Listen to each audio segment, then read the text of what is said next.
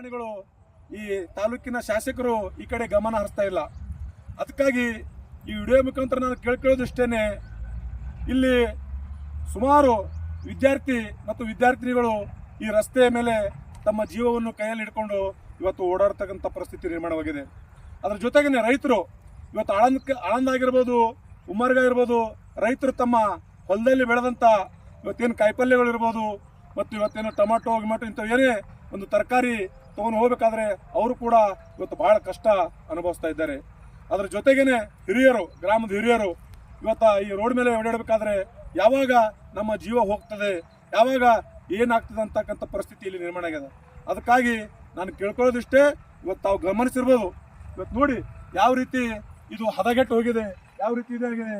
ನಿನ್ನೆ ಮಳೆ ಬಂತು, ಇಲ್ಲಿ ಇದು ಬಬಲೇಶ್ವರ ಗ್ರಾಮದಿಂದ ಆಳಂದಕ್ಕೆ ಹೋಗ್ಬೇಕು, ಖಜೂರಿಗೆ ಹೋಗ್ಬೇಕು, ಉಮ್ಮರಕ್ಕೆ ಹೋಗ್ಬೇಕಾದ್ರೆ ಇದು ಇರೋದು ಒಂದೇ ಮುಖ್ಯ ರಸ್ತೆ.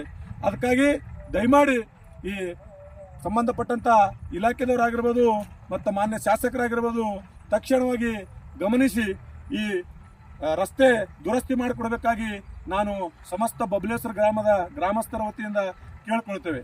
ಒಂದು ವೇಳೆ ನೀವು ನಿರ್ಲಕ್ಷ್ಯ ತೋರಿಸಿದರೆ ಮುಂಬರ್ತಕ್ಕಂಥ ದಿನಗಳಲ್ಲಿ ಈ ಏನು ಖಜೂರಿ ಮುಖ್ಯ ರಸ್ತೆ ಇದೆ, ಈ ಮುಖ್ಯ ರಸ್ತೆ ಬಂದ್